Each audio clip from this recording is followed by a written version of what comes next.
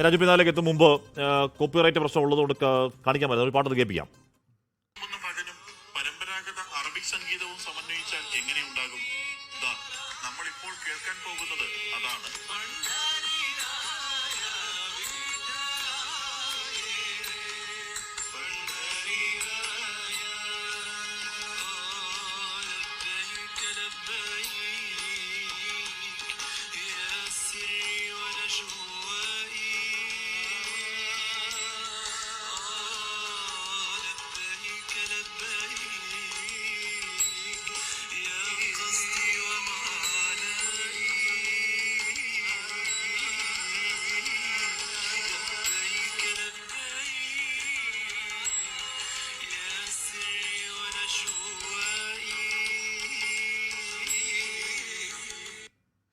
രാജു നായർ, ഇത് നന്ദഗോവിന്ദൻ ഭജൻസ് അറബിക്ക് പരമ്പരാഗത സംഗീതവുമായി അവരുടെ പരമ്പരാഗത ഭജൻ ഫ്യൂഷൻ പാടുന്നതാണ്. ഇതൊന്നും ശശികല ടീച്ചർ കേൾക്കണ്ട.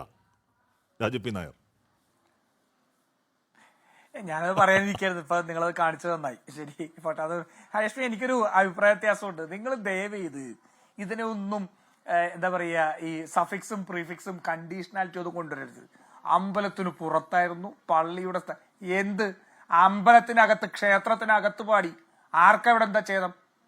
അവിടെ ഇരുന്ന മനുഷ്യരെ ആവശ്യപ്പെട്ട് ആ മനുഷ്യർക്ക് പ്രശ്നമില്ലാതെ അവിടെ നിന്ന് പാടി നാട് ഒരുമിച്ച് ഒരു സംസ്കാരത്തെ ഒരുമിച്ച് പുൽകുന്നുണ്ടെങ്കിൽ എന്തിനാ നിങ്ങൾ പുറത്തേക്ക് പോയി? ഈ പറയുന്ന ഈ വർഗീയ കോമരകൾക്ക് നമ്മൾ അവരുടെ ഒരു ശതമാനം പോലും വഴങ്ങേണ്ട കാര്യമില്ല.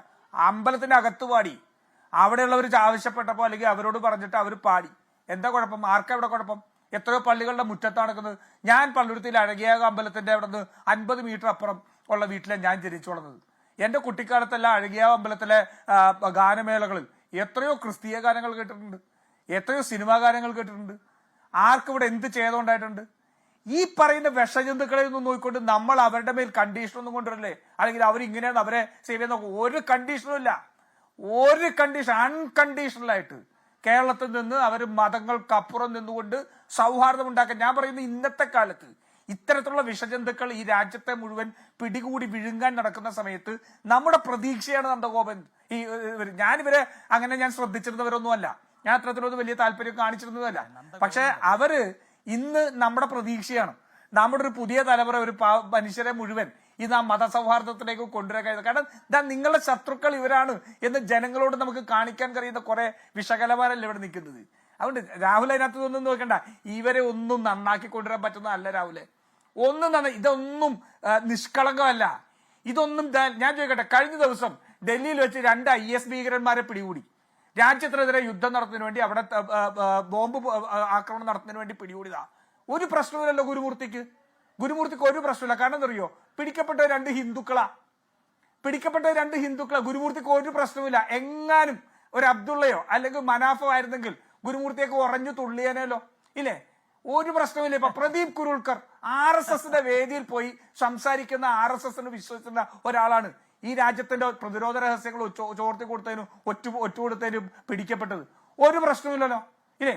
ദേവേന്ദ്ര ശർമ്മ പുൽവാമ ആക്രമണത്തിൽ അവിടുത്തെ ഭീകരർ താമസിച്ച അയാളുടെ വീട്ടിലാണ് ദേവേന്ദ്ര ശർമ്മ, ഇല്ലേ? 92 ബോംബെ ആക്രമണത്തിൽ പിടിക്കപ്പെട്ട കസ്റ്റംസുകാരെല്ലാം ഹിന്ദുക്കളായിരുന്നു. നമ്മൾ ആരെങ്കിലും അവർ ഹിന്ദുക്കളാണ് ഇവരെ സംബന്ധിച്ച് ഇതെല്ലാം ഇവര്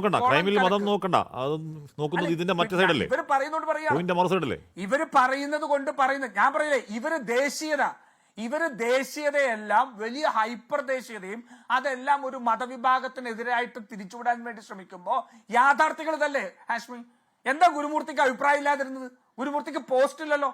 IS ഭീകരർ 2 പേര്, 2 ഹിന്ദു വിഭാഗത്തിൽപ്പെട്ട ആൾക്കാരെ കഴിഞ്ഞ ദിവസം 3 ദിവസം മുമ്പ്, ഇല്ല അല്ല 3-5 ദിവസം മുമ്പ് ഡൽഹിയിൽ പിടിച്ചപ്പോ പോസ്റ്റ് ഇല്ലല്ലോ, പ്രശ്നമില്ലല്ലോ, ഇല്ലേ?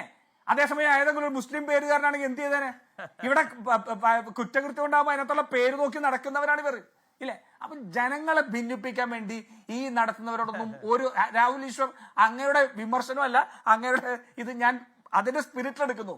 പക്ഷേ ഇതൊന്നും നന്നാക്കാൻ കഴിയാവുന്നവരല്ല. ഇവരൊക്കെ ഈ നാടിന്റെ ശത്രുക്കളാണ്. ഇത്ര വലിയ ശത്രുക്കൾ ഈ നാട്ടിൽ വേറെ ഉണ്ടായിട്ടില്ല. അത്ര വലിയ ശത്രുക്കളാണ്, കടും വിഷങ്ങളാണ്.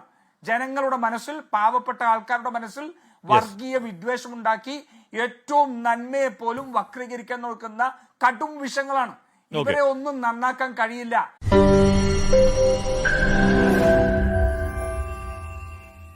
ലോകത്തെവിടെയായാലും ഏത് സമയത്തും 24 വാർത്തകളും ഓഗ്മെന്റഡ് റിയാലിറ്റി പാക്കേജുകളും എക്സ്പ്ലെയിനറുകളും വിശദമായി കാണാൻ ഞങ്ങളുടെ യൂട്യൂബ് ചാനൽ നിങ്ങൾക്ക് സബ്സ്ക്രൈബ് ചെയ്യാം.